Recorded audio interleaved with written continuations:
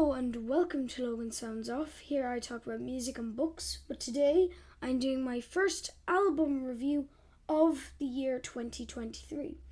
This is a bit late in the month. I'm sorry that I haven't got a couple more album reviews released, but I've been a bit busy. But what we're reviewing today is Houses of the Holy by Led Zeppelin. Very iconic album. A lot of you will know this, and some of you won't, but I'd be very surprised at the people who don't. This is by Led Zeppelin, super group. John Bonham, Robert Plant, brilliant musicians. And the record company was Atlantic, and this was released in 1973. So now that's 50 years ago this year. Crazy. So I'm going to start off with The Song Remains the Same. I love the guitar on this album. It is amazing. And I also really like the drums and the vocals and the lyrics throughout this song. I think the vocals were very powerful with the lyrics. And I think that's something that doesn't really happen in most songs. And there with the drums, I think everybody knows that with the drummer of Led Zeppelin, it's just all of these songs have really amazing drums. But it was just on this song that it really kind of stood out to me, the instruments. Next is the Rain song. This was a really intricate song, and it had really intricate guitar strumming. I play guitar myself, and I am awful, and I'm not that great at all. But the guitar in this is just on a whole other level. It's brilliant, and it sounds really cool and echoey. There's another word for the Logan dictionary, echoey. But the vocals are also brilliant. So throughout this album, all of the instruments are brilliant. But in this particular one, it was just the intricate guitar strumming and the vocals that really got it for me. Which are brilliant things. I mean, they're not a bad thing that's to stand out to you. Next is Over the Hills and Far Away. So this is quite an iconic song, I'd say. It'll be known on this album. But anyways, this is great guitar sliding throughout it. And I love guitar sliding and weird stuff like that. And the drumming carried on throughout the song brilliantly. It's just a brilliant song. It's really just a lovely song. A lot of the songs on this album I can definitely say the same for. But it was just on this particular album that I realised Led Zeppelin are a whole different band than what you think they are. They're not rock. They're their own kind of type of rock. They founded their own kind of idea of rock. It's kind of like a cult. If you like Led Zeppelin, you're part of the cult. If you don't like Led Zeppelin, you're probably in some other cult. For AC/DC or something. I'm kind of like in between all of them. But the next one is the grunge. So I've heard of grunge, but I've never heard of crunge.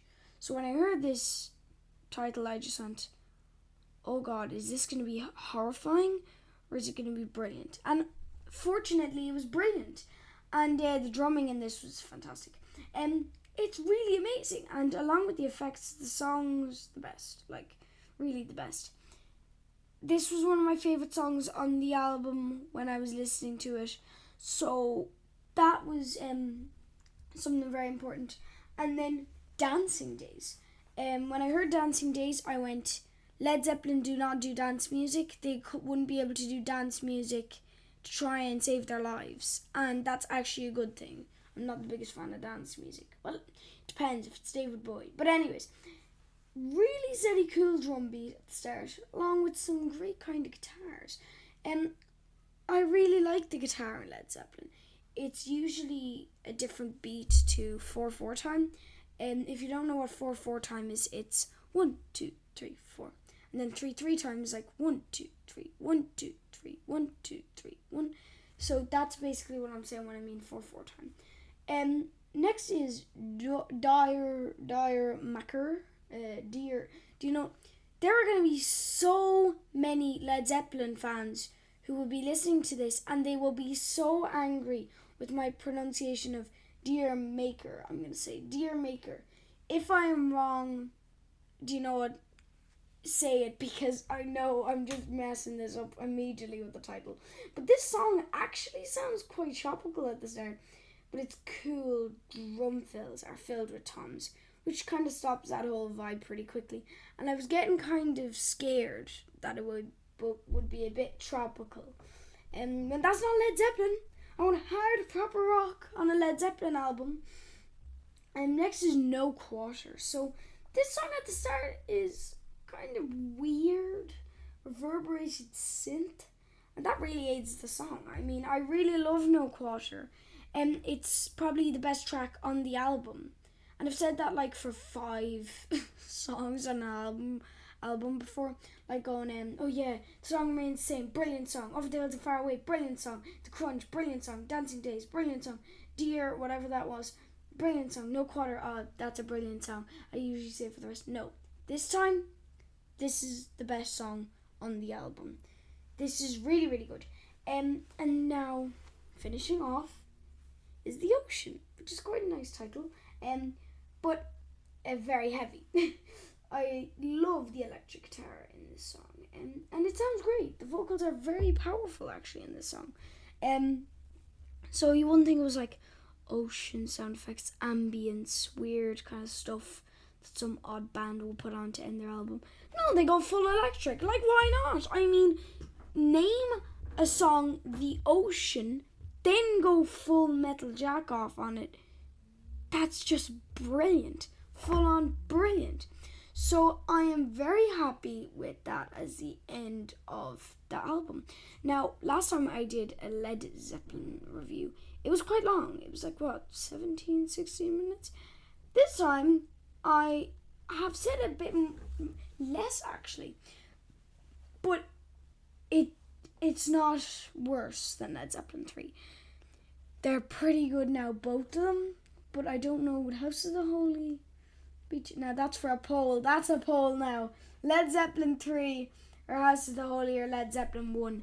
You'll probably find some person who loves Led Zeppelin 2 and hates the rest, or Led Zeppelin 4. But anyways, my favourite song was No Quarter this time. And then my rating is 5 stars. 5 big ones. I give quite a lot of 5 stars out. Now, sometimes I give out 5 stars and sometimes I don't. But really, this time, this deserves its 5 stars. Not that the other bands don't, but you get what I'm saying. This really deserves a 5 star.